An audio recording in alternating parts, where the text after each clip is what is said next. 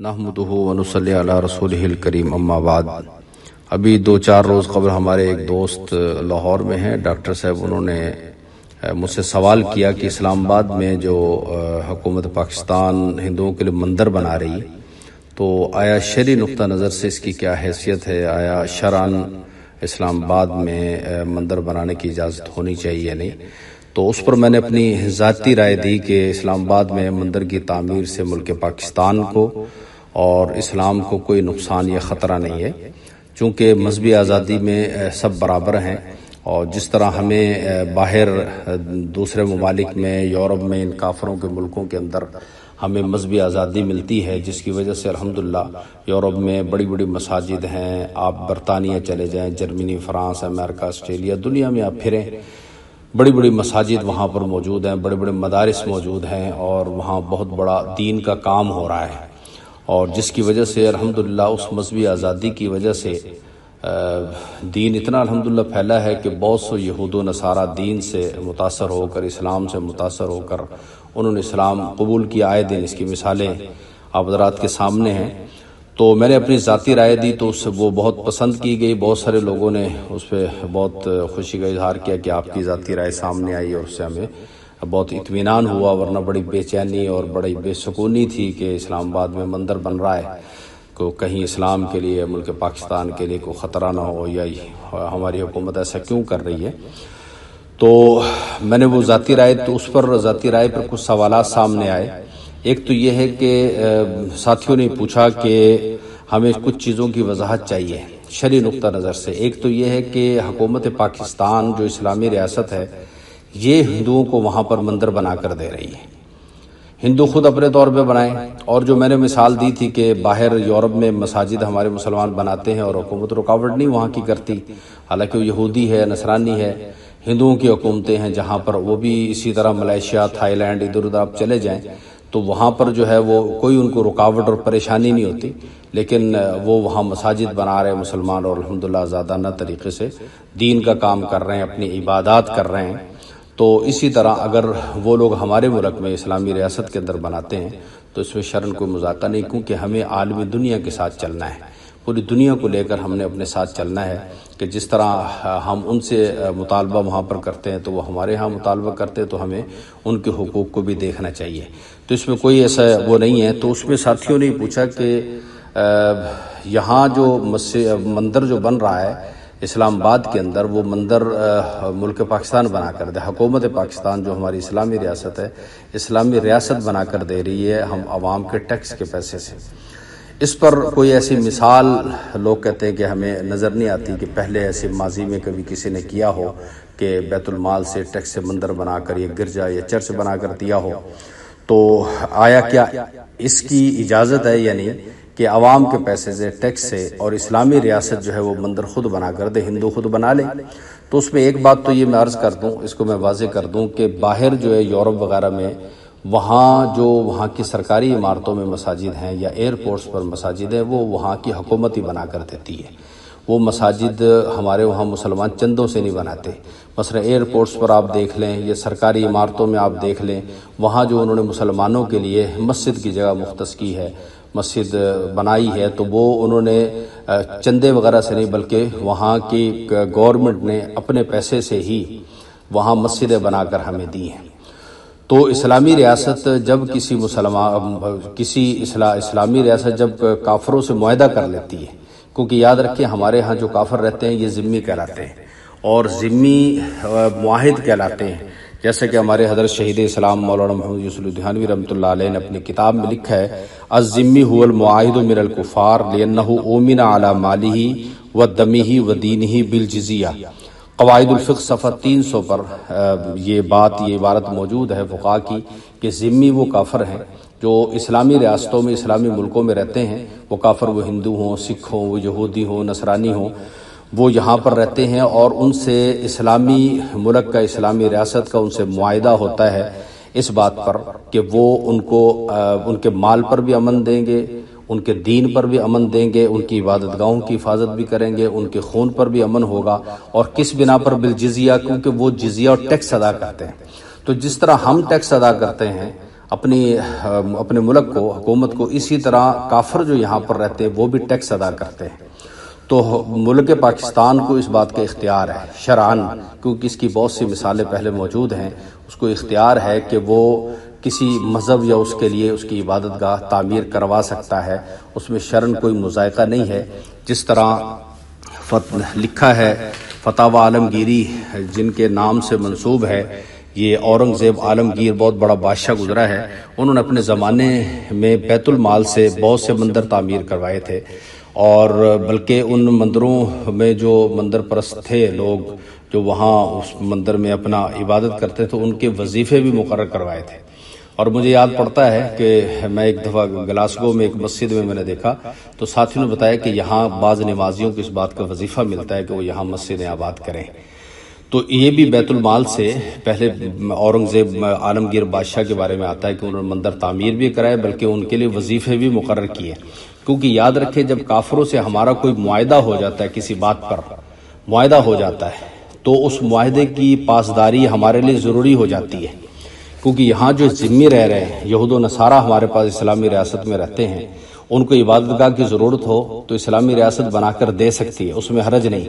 جس طرح یہاں پر ہم اپنی پاکستان کے اندر ہم اپنی مساجد کو اپنے چندوں سے بناتے ہیں، اسی طریقے سے جو اوقاف کا محکمہ ہے گورنمنٹ کا، یہ گورنمنٹ کے پیسوں سے سرکاری عمارتوں میں جو مسجدیں ہیں گورنمنٹ اپنے پیسے سے بناتی ہے، ساری عوام اپنے چندے سے نہیں بناتی۔ اس طرح ہمارے جو آرمی کے ادارے ہیں ان میں جو مسجد ہے وہ گورنمنٹ اپنے پیسے سے بناتی ہے، اور وہ اسی ٹیکس سے بناتی ہے، کیونکہ ان کافروں سے اور مسلمانوں سے اس بات کا عہد ہوا ہے، اس بات کا معاہدہ ہوا ہے، اسلامی ریاست معاہدہ کرتی کہ تم سے جو حکومت جو ٹیکس لے رہی ہے اس ٹیکس کو تم لوگوں پہ خرچ کرے گی، لہذا مساجد پر بھی وہ ٹیکس خرچ ہوتا ہے، پیسہ خرچ ہوتا ہے، اس طرح مندر پر بھی خرچ ہوگا، گرجے اور چرچ پر بھی خرچ ہوگا، اس میں شرعاً کوئی مذائقہ نہیں۔ تبھی اورنگزیب عالمگیر کے بارے میں آتا ہے کہ وہ بیت المال کے پیسے سے انہوں نے مندر تعمیر کروائے تھے، تاریخ ہے بہت بڑی اس پر، اور بہت سے مندر پرستوں کو انہوں نے وظیفے بھی جاری کیے۔ اس لیے جب ہمارا کسی کافر سے معاہدہ ہو جاتا ہے تو اس معاہدے کی پابندی شرعاً ہم پر ضروری ہو جاتی ہے۔ جیسے جواہر الفقہ میں حضرت مفتی شفیع رحمۃ اللہ علیہ کی جواہر الفقہ کتاب ہے، بڑی مستند کتاب ہے، تو حضرت نے اس میں لکھا ہے کہ عہد رسالت میں سرکار دو عالم صلی اللہ علیہ وسلم کے زمانے میں اور خلفائے راشدین کے زمانے میں جتنے بھی عہد نامے غیر مسلموں کے ساتھ لکھے گئے ہیں، ان سب میں جہاں جہاں ان کی جان مال عزت و آبرو کی حفاظت کی ذمہ داری مسلمان ریاست نے اٹھائی ہے، وہاں پر ان کی مذہبی رسوم کی آزادی اور ان کے شاعر کی آزادی کو بھی صاف الفاظ میں تسلیم کیا گیا، یہ حضرت نے یہاں لکھا۔ اور اسی طرح آپ اگر اٹھا کر دیکھیں تاریخ کو، اہل جرجان سے جو معاہدہ ہوا اس کے الفاظ یہ تھے، اہل جرجان کی تاریخ طبری کے اندر موجود ہے کہ ان کی جان مال کی اور حفاظت کی ذمہ داری ہے، اور ان کے مذہب اور مذہبی شعائر کی آزادی ان کو دی جاتی ہے، اور اس میں کوئی تغیر و تبدل نہیں کیا جائے گا۔ اسی طرح آپ حضرت حذیفہ بن یمان رضی اللہ تعالیٰ عنہ کا معاہدہ اٹھا کر دیکھ لیں، ماہ دینار اس معاہدے کا نام ہے، اس طرح معاہدہ آذربائیجان کو اٹھا کر دیکھ لیں، اس طرح معاہدہ موقان کو اٹھا کر دیکھ لیں، یہ وہ معاہدے ہیں جو اسلامی ریاستوں کے ذمیوں کے ساتھ ہوئے ہیں، اور ان معاہدوں کے اندر ان کی عبادت گاہوں کی تعمیر، ان معاہدوں کے اندر ان کی عبادت گاہوں کی حفاظت، ان معاہدوں کے اندر ان کافروں کی جان مال عزت و آبرو کی حفاظت، یہ ساری ان کے ذمے ہے۔ کیوں اور کس وجہ سے؟ بالجزیہ، جیسے میں نے قواعد الفقہ کی عبارت میں بتایا کہ اس جزیے کی وجہ سے، کہ جو جزیہ یعنی ٹیکس کی وجہ سے، کیونکہ یہ بھی ٹیکس دیتے ہیں، لہذا اس میں شرعاً کوئی مذائقہ نہیں ہے، لہذا شرعاً بالکل کوئی مذائقہ نہیں ہے کہ اسلامی ریاست احساناً ان ذمیوں پر اقلیتوں کی عبادت گاہ پر اپنا پیسہ خرچ کر سکتی ہے، جو ٹیکس سے جمع ہو یا کسی اور مد کا پیسہ ہو تو احساناً اسلامی ریاست خرچ کرے، تو اس میں شرعاً بالکل اجازت اور اس میں کوئی حرج نہیں ہے، اور اس کی بہت سی مثالیں پہلے ملتی ہیں۔ جیسا کہ حدیث میں سرکار دو عالم صلی اللہ علیہ وسلم کی روایت موجود ہے کہ یہ جواہر الفقہ جلد 2 صفحہ 277 پر یہ حدیث ہے، فرمایا رسول اللہ صلی اللہ علیہ وسلم نے فرمایا کہ خبردار جو کوئی کسی معاہد پر ظلم کرے یا اس کے حق میں کمی کرے یا اس پر اس کی طاقت سے زیادہ بوجھ ڈالے یا اس سے کوئی چیز بغیر اس کی دلی رضامندی کے حاصل کرے تو قیامت کے روز میں اس کا وکیل ہوں گا اور بارگاہ الہی میں مقدمہ پیش کروں گا۔ اس میں سرکار دو عالم صلی اللہ علیہ وسلم اس حدیث میں تاکید فرمائی ہے، اس طرح فرمایا کہ جس ذمی کے ساتھ جو معاہدہ ہو جائے اگر کوئی اس معاہدے کی پاسداری نہیں کرے گا وہ جنت کی خوشبو بھی نہیں سونگے گا۔ لہذا گورنمنٹ کا حکومت کا جو معاہدہ ذمیوں کے ساتھ ہوا ہے، ان کی عبادت گاہ بنانے کا ہو، ان کی حفاظت کا ہے، جان مال عزت و آبرو کی حفاظت کا ہے، ان کو حقوق دینے کا ہے، اس معاہدے کی پابندی ہماری اسلامی ریاست کے ذمہ ہے۔ اور جیسا کہ میں نے بہت سارے معاہدوں کا ذکر بھی کیا ہے کہ ان معاہدوں میں ان صحابہ کرام نے اور جو مسلمان ریاستیں گزری ہیں انہوں نے ان ذمیوں کے ساتھ وہ حسن سلوک کیا اور ان کے پاسداری کی۔ اہل جرجان، موقان، آذربائیجان، ماہ دینار والے یہ سارے معاہدے ہیں۔ تو اسی وجہ سے اورنگزیب عالمگیر کے بارے میں جو آتا ہے کہ مندر تعمیر کروائے تھے بیت المال سے، کیونکہ وہ ٹیکس دیتے تھے، اسی وجہ سے انہوں نے، اور بلکہ انہوں نے وظائف بھی ان کے لیے مقرر کیے تھے۔ تو اس میں شرعاً کوئی مذائقہ نہیں ہے، کیونکہ جب حکومت کا معاہدہ مسلمانوں کے ساتھ اور کافروں کے ساتھ ہوا ہے اس بات پر کہ وہ ہمارے ٹیکس کے پیسے کو ہماری ضرورت پر اور ہمارے مسالے پر خرچ کرے گی، تو جب ہم ٹیکس گورنمنٹ کو دیتے ہیں تو گورنمنٹ اس ٹیکس کی مالک بن جاتی ہے، ان پیسوں کی مالک بن جاتی ہے۔ جب مالک بن جاتی ہے تو ہماری ضرورت میں جہاں چاہے عبادت گاہ بنانے کی ضرورت ہو اور دیگر ہماری جو ضرورتیں ہیں وہاں پر خرچ کرے، تو اس میں شرعاً کوئی مذائقہ نہیں، کیونکہ وہ مالک بن کر اس پیسے کو خرچ کر رہی ہے۔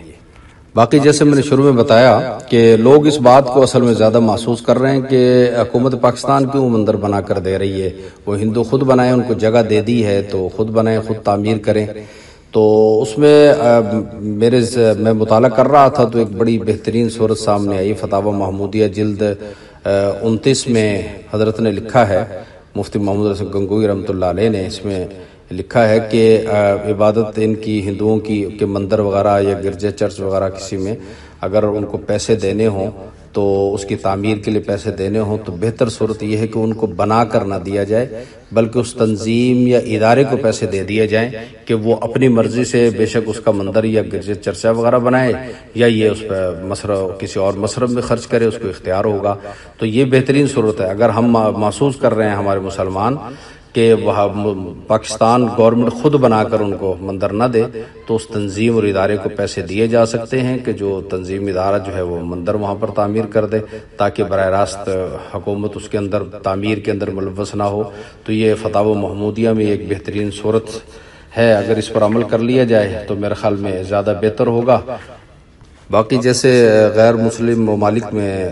ہماری مساجد مدارس پر ان کی حکومتیں پیسہ خرچ کرتی ہیں اور وہ دیتی بھی ہیں پیسہ ان مصارف کے اندر جہاں ان کو محسوس ہو، جہاں مسلمان ضرورت محسوس کریں، تو اسی طریقے سے اسلامی ریاست بھی اپنے ذمیوں کو ان کے مذہبی تہواروں کے لیے یہ عبادت گاہیں بنانے کے لیے پیسہ دے سکتی ہے، اسے ٹیکس سے اس میں شرعاً کوئی مذائقہ نہیں، یہ اسلامی قوانین اور شریعت کے مطابق ہے۔ اور لہذا جو ہے اسلام آباد میں مندر بننے میں کوئی ایسا مذائقہ نہیں ہے جو ہے اس میں جو حکومت براہ راست پیسہ دے یا اس ادارے کو پیسہ دے دے کہ وہ جو ادارہ وہاں پر مندر بنا کر دے دے۔ والسلام ورحمۃ اللہ وبرکاتہ۔